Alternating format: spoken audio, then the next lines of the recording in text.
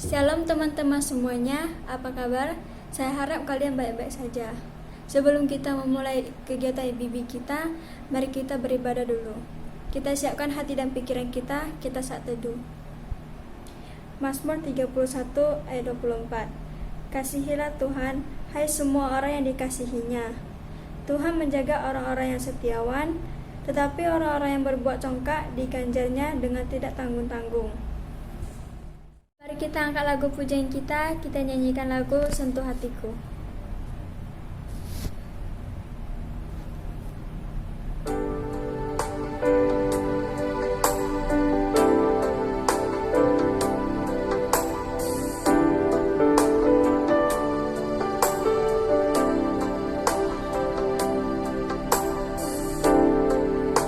Betapa aku mencintai segala yang telah terjadi, tak pernah sendiri jalani hidup ini, selalu menyertai.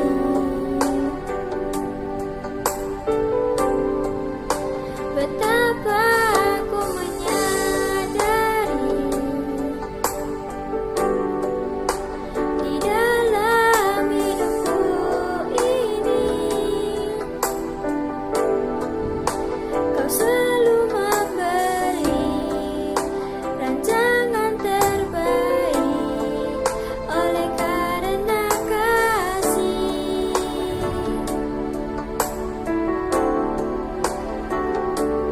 Bapa, sentuh hatiku, ubah hidupku menjadi yang baru, bagai emas yang murni. Kau membantu bejana hatiku. Bapa, ajarku mengerti sebuah kasih yang selalu memberi, bagai air mengalir yang tiada pernah berhenti.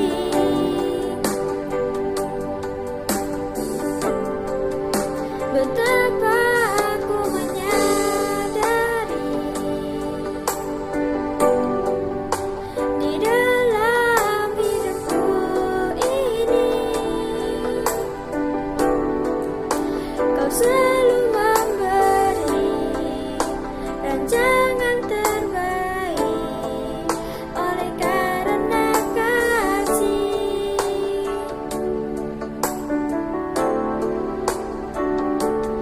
Bapa, sentuh hatiku, ubah hidupku menjadi yang baru, bagai emas yang murni. Kau membentuk bejana hatiku. Bapa, ajarku mengerti sebuah kasih yang selalu memberi, bagai air mengalir yang tiada pernah berhenti. Mari kita berdoa. Tuhan, terima kasih buat berkat yang Kau berikan kepada kami sampai saat ini. Berkatilah ibadah kami supaya dapat berjalan dengan lancar dari awal, pertengahan hingga akhirnya. Terima kasih Tuhan Yesus, di dalam nama-Mu Tuhan kami sudah berdoa dan mengucap syukur. Amin. Mari kita angkat lagu pujian kita yang kedua, kita nyanyikan segala puji syukur.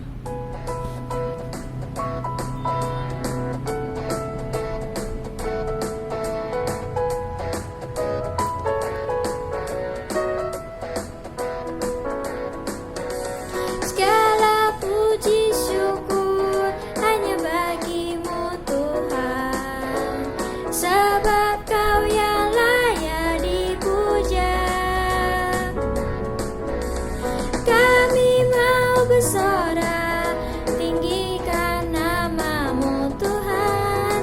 Haleluya. Soraklah haleluya, soraklah haleluya, haleluya.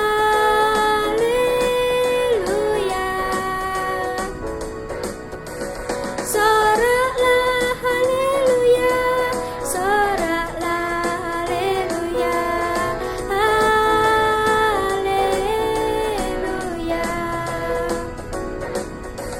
Segala puji syukur hanya bagimu Tuhan, sebab Kau yang layak dipuja.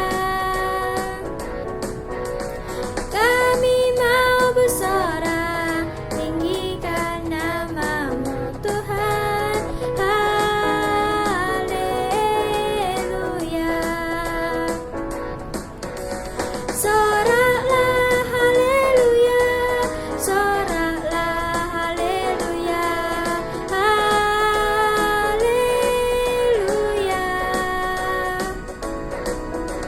Soraklah haleluya, soraklah haleluya, haleluya.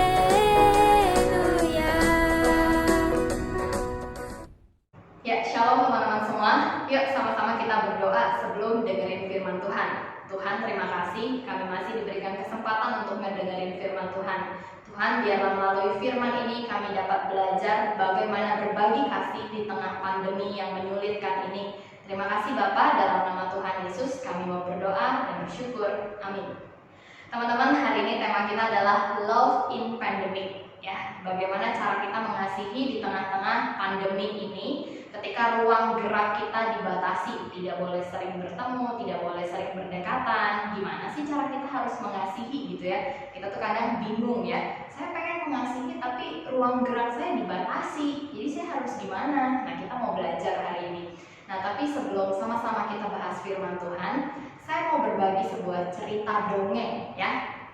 Jadi teman-teman, pada zaman dahulu kala ya, nah ada sebuah desa. Desa ini tidak terlalu kecil, tidak terlalu besar ya. Nah, di dalam desa ini hidup berbagai orang dari latar belakang ekonomi yang berbeda.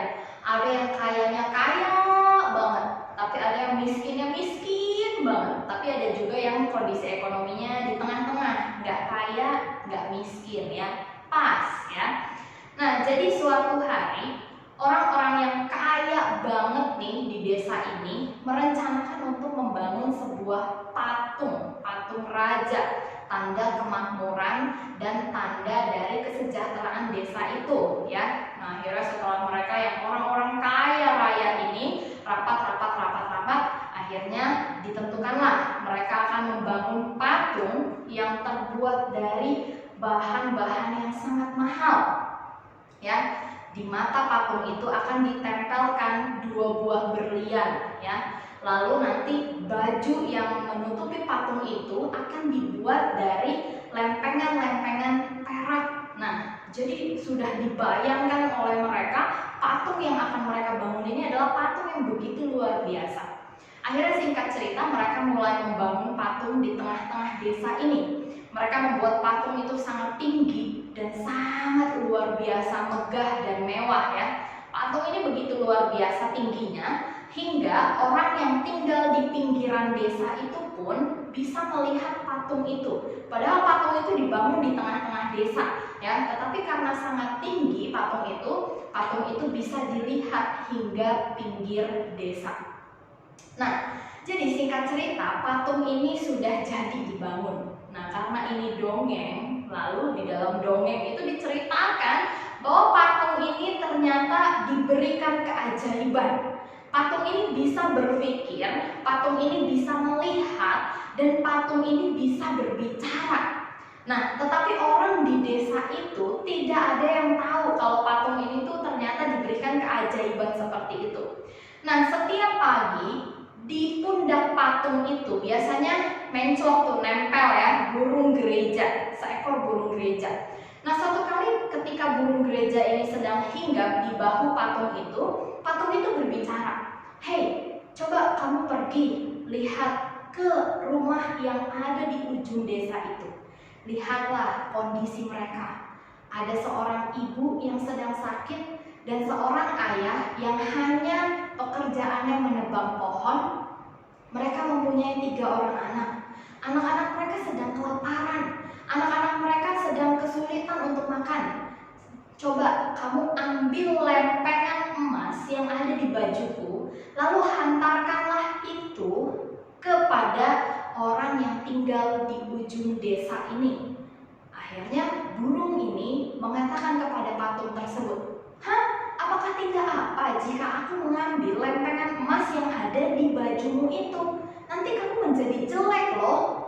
"Tidak apa," kata patung tersebut. Akhirnya burung ini mengambil lempengan emas itu dan diantarkan ke rumah yang ada di ujung desa itu. Dan akhirnya singkat cerita, melalui lempengan emas itu, sang ibu dan sang ayah yang sedang kesulitan di situ bisa menyembuhkan penyakit sang ibu dan juga bisa mencukupkan kebutuhan akan anak-anaknya.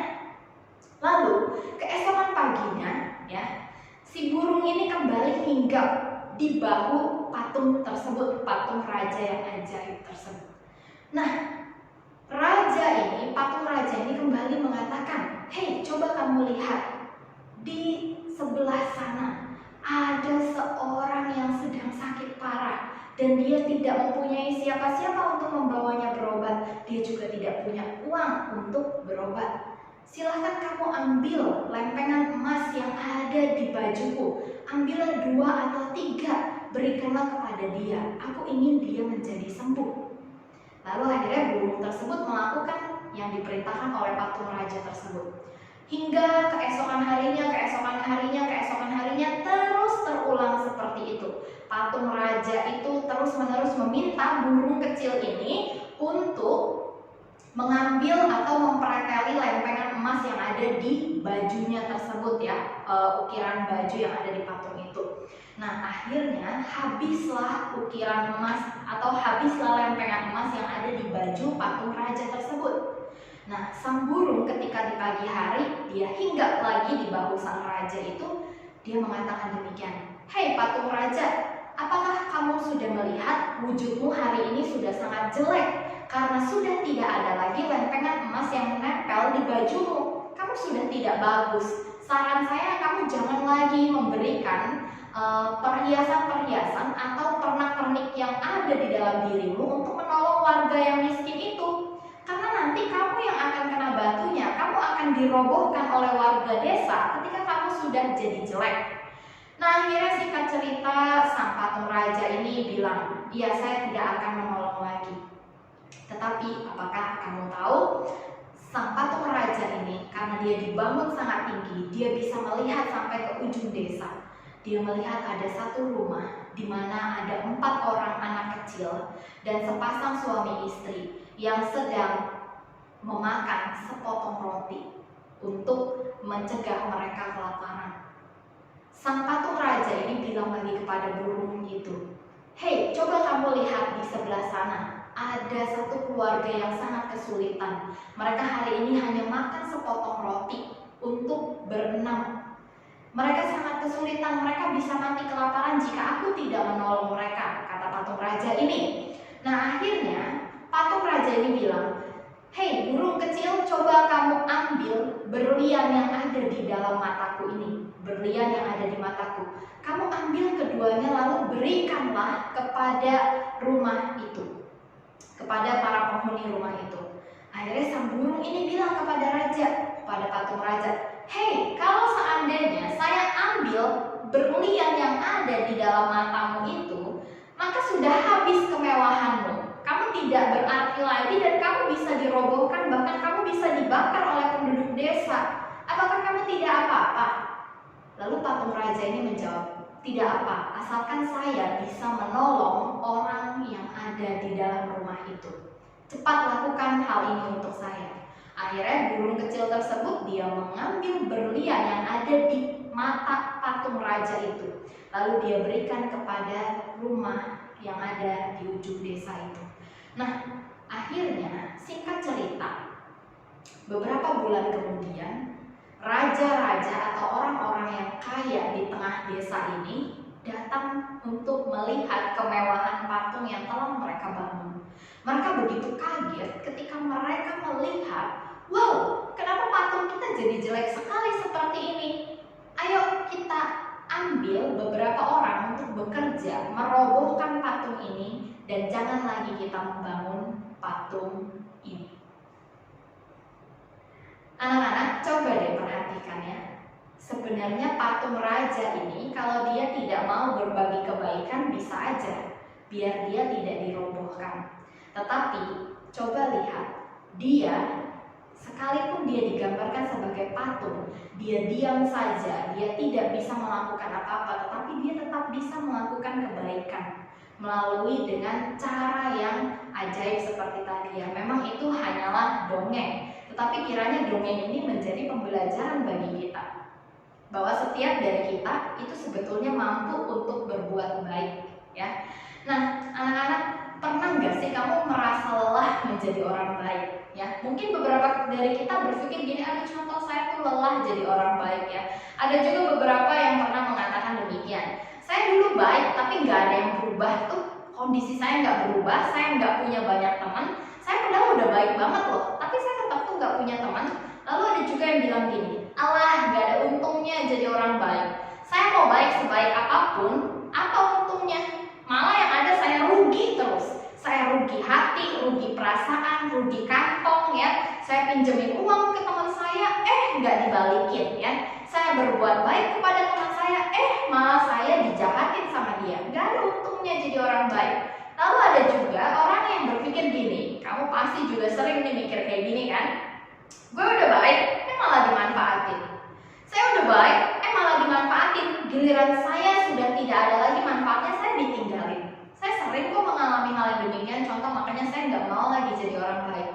Makanya kenapa kita suka banget quotes dari film Joker ini ya. Apa quotesnya? Berbunyi demikian, orang jahat adalah orang baik yang tersakiti ya. Jadi jangan salahkan saya kalau hari ini saya jahat. Dulu saya baik tapi saya disakiti terus, maka saya jadi orang jahat ya. Padahal ini salah kaprah ya. Kalau orang baik dijahatin pun dia akan tetap baik ya. Nah, jadi kita hari ini bakal belajar gimana sih kita untuk menjadi orang baik ya. Walaupun memang jadi orang baik itu terkadang melelahkan, tetapi kenapa saya harus tetap menjadi orang baik? Nah teman-teman, mari kita membaca dalam Galatia pasal 6 ayat 9, berbunyi demikian, janganlah kita jemu-jemu berbuat baik, karena apabila sudah datang waktunya kita akan menuai jika kita tidak menjadi lemah. Yuk kita masuk ke dalam pembahasan firman Tuhan. Teman-teman, dikatakan di dalam ayat tadi, janganlah jemu berbuat baik. Ini poin pertama yang saya mau kita semua belajar dengan sungguh-sungguh ya. Jadi jangan di skip atau jangan dilewati, karena bagian firman Tuhan ini sangat penting untuk kita belajar. Firman Tuhan mengatakan janganlah jemu-jemu berbuat baik. Dalam bahasa Inggrisnya itu demikian, not grow weary in doing good ya. Weary itu artinya apa sih? Weary artinya merasa atau menunjukkan kelelahan ya. Biasanya kelelahan ini diakibatkan oleh aktivitas yang berlebihan atau kurang tidur. Kamu pernah main futsal selama 3 jam? Gimana rasanya?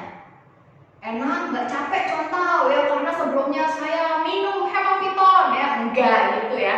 Kamu main futsal 3 jam pasti kamu ngerasa capek, ngerasa lelah. Dan biasanya orang itu kalau udah ngerasa capek, udah ngerasa lelah, dia bakal nunjukin rasa lelahnya, rasa capeknya. Entah itu dengan cara, aduh capek banget gua, aduh, entah dengan cara seperti itu, atau dia diam saja ya, karena kelelahan. Nah biasanya kita kalau lelah, kita selalu menunjukkannya dengan berbagai ekspresi, entah itu dengan kata-kata atau dengan ekspresi atau dengan diam yang seperti itu ya. Kita menunjukkan rasa lelah kita. Nah di sini weary itu yang digunakan adalah rasa lelah yang ditunjukkan akibat kita melakukan aktivitas yang berlebihan. Contohnya misalnya tadi saya bilang main futsal harusnya 1 jam, tapi kamu main 4 jam atau 3 jam. Itu berlebihan dan itu sangat membuat kamu lelah. Atau juga bisa terjadi weary ini karena kamu kurang tidur ya. Ketika kamu misalnya nih ya malam dari jam 6 sore sampai jam 6 pagi saya main Mobile Legends ya. Dari jam 6 sore sampai jam 6 pagi saya nonton YouTube ya, saya nonton video game ya, terus. Akhirnya kurang tidur, ketika paginya kamu akan memiliki wajah yang tampak lelah, mata yang tampak lesu, tidak bersemangat. Nah, jadi weary ini adalah satu rasa lelah ya, dan biasanya ini kita tunjukkan. Nah, ternyata lelah ini bukan hanya setelah kita melakukan aktivitas yang banyak, tetapi lelah juga bisa terjadi ketika kita melakukan banyak hal baik ya. Karena seperti yang tadi di awal, terkadang kita udah jadi baik pun kita belum tentu mendapatkan kebaikan. Kita udah jadi baik pun orang belum tentu baik sama kita. Kita udah jadi baik pun belum tentu hidup kita akan bahagia. Nah, jadi kenapa firman Tuhan bilang jangan jemu-jemu berbuat baik? Maksudnya apa ini ya? Jangan pernah lelah berbuat baik, jangan pernah menunjukkan kelelahan kalau kamu berbuat baik. Nah, tidak boleh lelah untuk berbuat baik atau menjadi baik. Relevan nggak? Berhubungan nggak? Berkaitan nggak dengan kehidupan kalian? Tentu berkaitan. Firman Tuhan bilang jangan pernah lelah berbuat baik. Tetapi kita hidup di dunia ini, kita seringkali lelah berbuat baik, iya enggak? Kamu seringkali lelah bukan berbuat baik, saya capek jadi orang baik. Contoh, saya capek jadi anak baik di rumah, tetap aja saya kena repet ya. Kita seringkali lelah berbuat baik, tetapi hari ini firman Tuhan ngingetin kita satu hal. Jangan pernah jemu berbuat baik. Artinya kita harus jadi orang yang baik. Saya akan tetap baik sekalipun saya tidak mendapatkan balasan. Saya akan tetap baik sekalipun saya tidak mendapatkan keuntungan. Saya akan tetap baik sekalipun saya dijahatin. Dan kita juga harus punya prinsip, saya akan tetap baik walaupun ya, saya akan tetap baik walaupun keadaan saya sedang buruk. Saya akan tetap baik walaupun saya sedang mengalami kesulitan. Teman-teman, ini yang diperintahkan firman Tuhan untuk kita semua. Jangan pernah jemu menjadi orang baik dan berbuat baik. Sekalipun demikian, walaupun demikian. Nah, sekarang mungkin kita berpikir, loh, kenapa sih emang saya harus berbuat baik? Dijelaskan di kalimat selanjutnya. Ini yang pertama yang kita pelajari, jangan pernah lelah, jangan pernah jemu berbuat baik. Kenapa? Yang kedua, karena kita akan menuai pada waktunya. Teman-teman, kata kita akan menuai pada waktunya itu dituliskan di dalam firman Tuhan dalam bahasa Inggris itu demikian. For in due time we will reap. Ya, reap itu artinya mendapatkan, memperoleh, menuai hasil. Biasanya kalau kamu main game, kamu menang, ada hasilnya gitu ya. Kamu bisa mendapatkan misalnya elemen-elemen apa di dalam game seperti itu ya. Di dalam setiap hal yang kita lakukan di dalam game, pasti kita mendapatkan keuntungan jika kita menang ya. Nah, sekarang kalau misalnya dikatakan jangan pernah lelah berbuat baik. Nah, kenapa jangan pernah lelah untuk berbuat baik? Karena ketika kita tidak jemu-jemu berbuat baik, kita akan memperoleh, kita akan mendapatkan sesuatu pada waktunya nanti. Nah, teman-teman, apakah yang akan saya dapatkan dari berbuat baik? Coba kita lihat. Ya, apakah yang saya akan dapatkan dari berbuat baik? Tentu kita sama-sama tahu yang akan kita dapatkan ketika berbuat baik adalah upah hidup kekal. Kapan saya dapat upahnya? Nanti ketika saya bertemu dengan Tuhan. Memang kita terbiasa mendapatkan upah sekarang ya. Saya habis kerja bantu-bantu di rumah, saya dapat upah sekarang. Coba misalnya kamu bantu-bantu kerja di rumah hari ini, lalu diupahinya tahun depan, mungkin kamu gak akan mau bantu-bantu karena menantikan upahnya ini sangat lama ya. Nah, tetapi di dalam firman Tuhan kita tahu Tuhan yang berjanji, maka janjinya akan ditepati. Ketika Tuhan mengatakan jangan lelah berbuat baik karena kamu akan menuai upah pada waktunya, maka ini adalah janji yang pasti terjadi dan tidak mungkin tidak terjadi. Yang saya dapatkan ketika saya berbuat baik adalah saya mendapatkan kehidupan kekal. Nah, banyak orang salah berpikir gini, waktu saya berbuat baik saya akan mendapatkan berkat, ya. Kalau saya rajin memberi, maka saya akan diberikan kekayaan. Kalau saya memberi, maka saya tidak akan jatuh miskin. Teman-teman, tidak selalu demikian, ya. Banyak tuh kalau kita naik angkot gitu ya, pengamen-pengamen ini bilang, ya memberi 1.000, 2.000 tidak akan membuat Bapak Ibu menjadi miskin, ya. Tapi terkadang teman-teman, ada orang yang sudah berbuat baik tetapi ternyata dia menderita kerugian yang sangat besar. Misalnya dia sudah menolong orang, ternyata orang yang ditolong adalah penipu. Lalu orang ini mencuri begitu banyak hal dari orang yang menolongnya. Banyak seringkali terjadi hal yang demikian. Nah, ini artinya apa? Apakah artinya saya tidak perlu berbuat baik? Kita tetap perlu berbuat baik. Tetapi jangan hanya berpikir saya buat baik untuk dapat upah yang lebih besar. Tetapi ingat, ya, kita berbuat baik bukan sebatas untuk upah saja, tetapi kita berbuat baik karena kita sudah menerima kebaikan Allah terlebih dahulu. Kalau kamu hanya berpikir saya berbuat baik supaya saya mendapatkan berkat dari Tuhan, itu berarti kamu berbuat baik dengan pamrih, ya, bukan tanpa pamrih. Memang kamu tidak mengharapkan kebaikanmu terbalas oleh orang yang menerima kebaikanmu, tetapi kamu berharap Tuhan membalas kebaikanmu 2 kali lipat, 3 kali lipat, 4 kali lipat, 5 kali lipat. Nah, itu artinya kamu sedang menolong orang lain dengan pamrih kepada Tuhan, ya. Bukan dengan tulus, saya mau tolong dia, ya Tuhan berkati saya atau tidak, ya saya tahu Tuhan akan memberkati saya, tetapi saya tetap mau menolong orang ini, ya. Nah, jadi teman-teman, alasan kita berbuat baik bukan hanya untuk upah dari Tuhan, tetapi kita berbuat baik karena kita sudah terlebih dahulu menerima kebaikan Allah. Hari ini masih bisa napas kan? Hari ini masih bisa punya kuota untuk nonton YouTube. Hari ini masih bisa makan enak tanpa ada rasa sakit. Itu berkat Tuhan yang tidak bisa dibeli. Kesehatan bisa dibeli nggak? Kamu bisa membayar biaya rumah sakit, itu betul. Tetapi apakah kamu bisa membeli kesembuhan?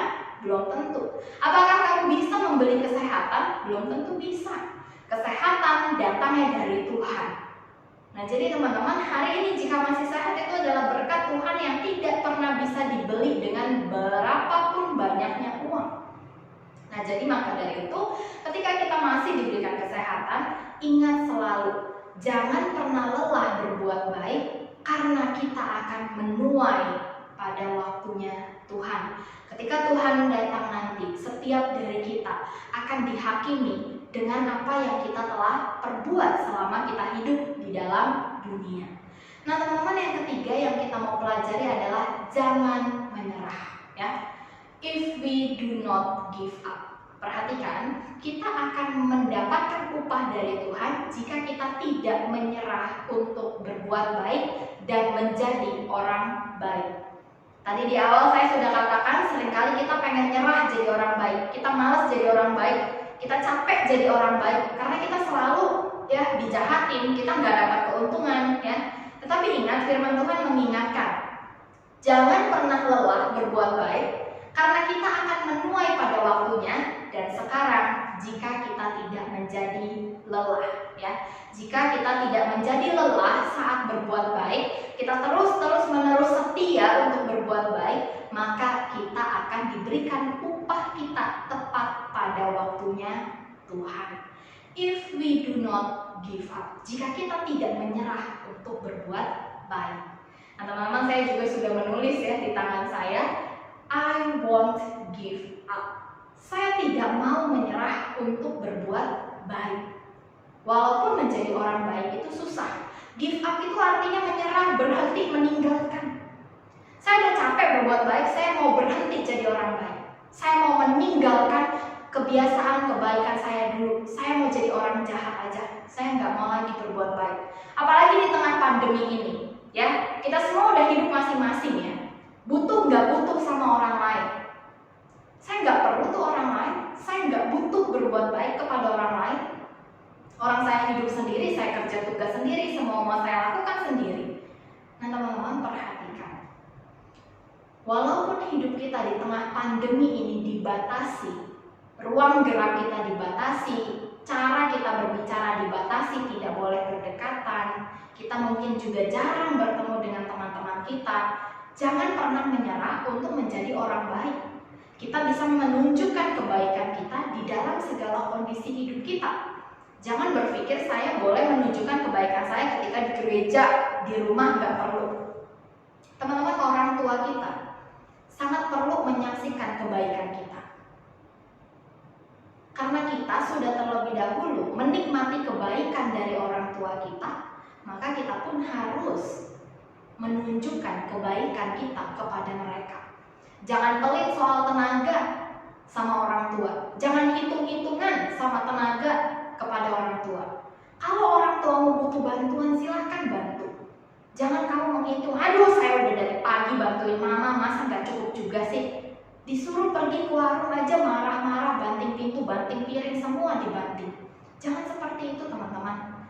Ingat, firman Tuhan mengingatkan, jangan pernah jemu berbuat baik. Karena kamu akan menuai pada waktunya jika kamu tidak menjadi lelah. Syaratnya, jangan berhenti jadi orang baik supaya kamu bisa menuai hidup kekal pada waktunya nanti. Menjadi orang baik tentu tidak mudah, bahkan sulit. Tetapi ada beberapa hal yang harus kita ingat. Ketika kita menjadi orang baik, ingat, waktu kamu mau menyerah jadi orang baik, Yesus tidak pernah menyerah terhadap kamu. Sesulit apapun jalan salib, Yesus tidak menyerah demi kamu. Supaya kamu memperoleh hal baik, yaitu selamat masuk ke dalam kerajaan surga. Yesus tidak menyerah memikul salib yang begitu berat, dianiaya sedemikian rupa. Dia tidak menyerah demi kamu memperoleh kebaikan hidup kekal. Maka kamu jangan menyerah juga untuk menunjukkan kebaikanmu. Jangan menyerah untuk menjadi orang baik. Lalu ingat juga, kebaikan Tuhan adalah dasar kebaikan kita. Saya baik bukan karena kamu lebih dulu baik sama saya, tetapi saya baik karena Tuhan telah terlebih dahulu baik sama saya. Maka sekalipun orang membalas kebaikan saya dengan kejahatan, maka saya akan tetap baik karena sumber kebaikan saya bukanlah orang lain, bukanlah perilaku orang lain yang membuat saya baik, tetapi yang membuat saya jadi baik hari ini adalah Tuhan, kebaikan Tuhan.